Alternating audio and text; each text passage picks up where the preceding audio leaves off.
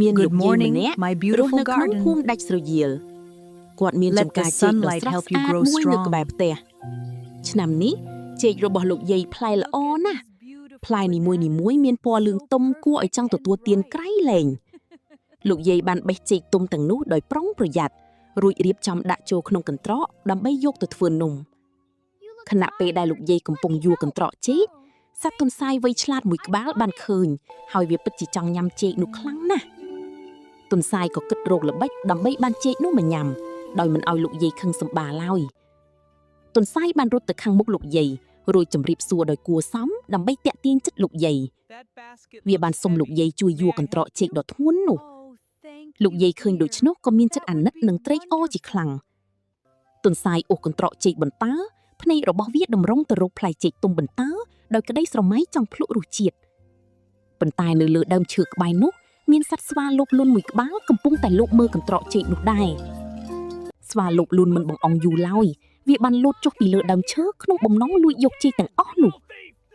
ស្វាមិនត្រឹមតែលួចទេថែមទាំងធ្វើមុខឌឺដងដាក់ទន្សាយនិងលោកយាយទៀតផង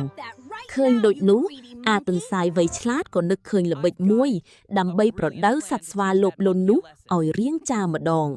ទន្សាយនិយាយទៅកាន់ស្វាថាណែស្វាចេកនៅលើនឹងមិនឆ្ងាញ់ទេចេកពិសេសនៅបាតកន្ត្រកឯណោះ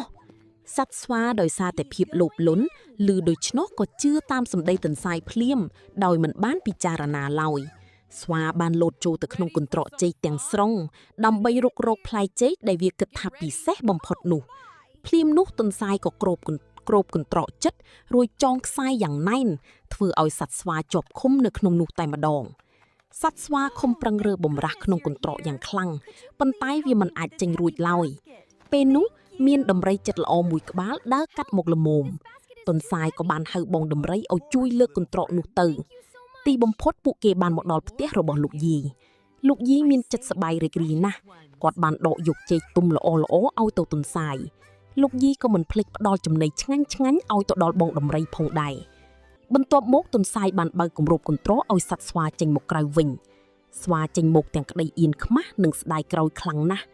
សត្វស្វាបានដឹងកំហុសយ៉ាងច្បាស់វាបានលើកដៃសំពះសុំទោសលោកយាយហើយសន្យាថានឹងមិនធ្វើបែបនេះទៀតទេ